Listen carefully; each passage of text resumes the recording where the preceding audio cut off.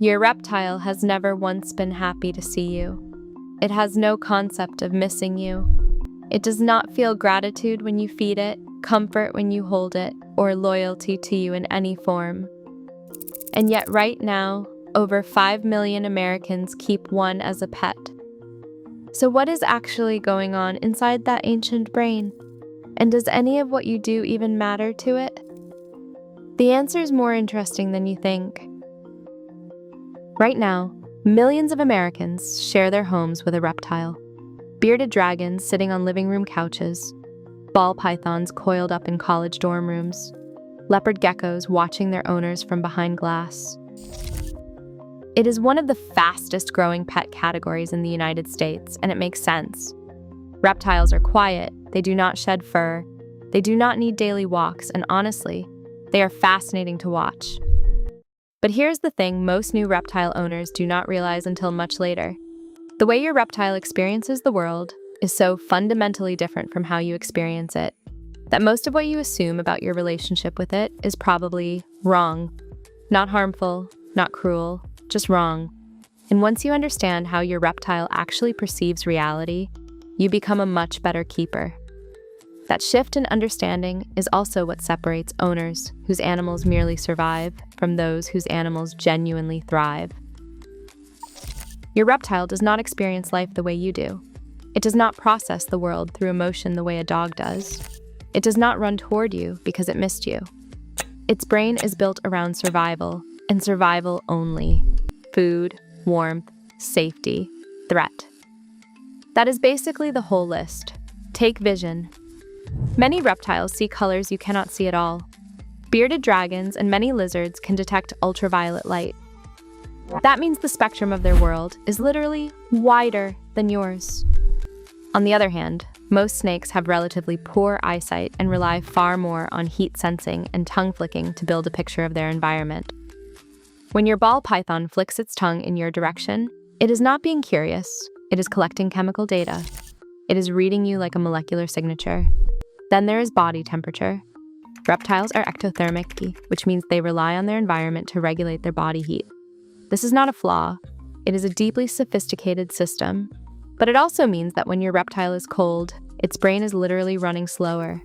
Decision-making, digestion, stress response, all of it is tied directly to temperature. This is why getting your temperature gradient exactly right is not optional. It is the foundation of everything else. A reptile that is too cold is not calm. It is suppressed. There is a difference. This is the question everyone wants answered, and researchers have actually studied it. The honest answer is, it depends on the species and it depends on what you do. To most reptiles, you are primarily a thermal object and a potential threat that has been downgraded over time. That downgrading is called habituation.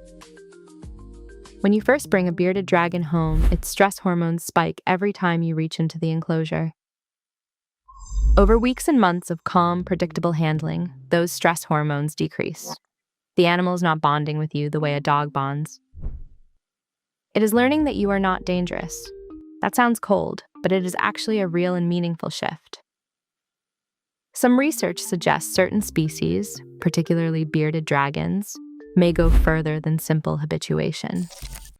There is evidence they can distinguish between individual humans, show preferences for familiar people over strangers, and even display something that functions like a relaxation response when handled by someone they recognize. Is that love? Probably not in the way you feel it. Is it a real and measurable preference? Yes. Snakes are generally on the lower end of the social spectrum. Most snake species are solitary ambush predators in the wild and have very little need for social recognition. Your ball python is not going to seek you out for comfort. But a well-habituated snake will tolerate handling with low stress, which in the context of that animal's biology is genuinely good welfare. Understanding reptile perception immediately reveals why so many popular reptile keeping habits are actually problematic, handling too soon. When you bring a new reptile home, its stress system is in overdrive. Everything is unfamiliar. The smells, the temperature, gradients, the sounds. Reaching in to hold it right away feels natural to you, but to the animal, it is a predator attack on top of an already overwhelming situation. Most experts recommend a minimum 2-week settling-in period with no handling and minimal disturbance. Interpreting stillness as contentment. Reptiles that are cold, unwell, or deeply stressed often just freeze. They go still and flat. In the wild, this is a survival strategy. Many owners mistake this for a calm, happy animal. Watch for active thermoregulation, normal feeding responses, and alert body posture as signs of genuine well-being. A reptile that eats consistently, moves between warm and cool zones on its own schedule, and explores its enclosure is showing you exactly what good health looks like. Keeping species together that should be alone. The reptile trade in America has created a culture of community tanks that does not match the biology of most species.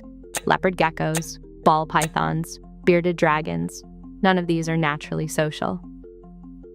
Co-housing them creates chronic, low-grade stress that suppresses immune function, shortens lifespan, and reduces quality of life, even when you never see obvious fighting. If reptiles do not bond the way mammals do, can you still build a meaningful relationship? Absolutely. It just works differently. Consistency is everything. Your reptile's nervous system is pattern matching all day long. Feeding at the same times, handling with the same calm movements, maintaining stable temperatures.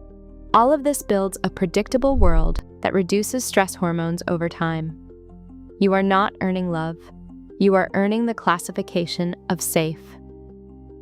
Let the animal initiate when possible. If you open the enclosure and your bearded dragon walks toward your hand, that is a meaningful behavioral signal. If it presses into the corner, that is also a signal. Reptiles communicate constantly through body language. Learning to read it transforms your relationship from one-sided to genuinely interactive. Enrichment matters more than people think. Reptiles in the wild make decisions constantly. Hunt, hide, thermoregulate, explore. A barren enclosure removes all of that cognitive engagement. Adding hides, climbing structures, varied textures, and occasional novel objects gives the animal's brain something to do and produces measurably lower stress levels. Even small changes, like a new piece of cork bark, rearranging the layout, or introducing a foraging opportunity, can reset exploratory behavior and keep your animal mentally engaged for days. When you stop trying to make your reptile into a scaled dog and start meeting it on its own terms, something interesting happens. You get better at observing. You notice the subtle color shifts, the postural changes, the feeding behavior patterns. You start to understand an entirely different form of animal intelligence. One that has been refined over hundreds of millions of years. Long before mammals existed, reptiles were already mastering survival on this planet. Your bearded dragon may never look at you and feel the rush of attachment a Labrador feels, but it can live a long, low-stress, behaviorally rich life with you. It can learn that you are safe. It can thrive under your care.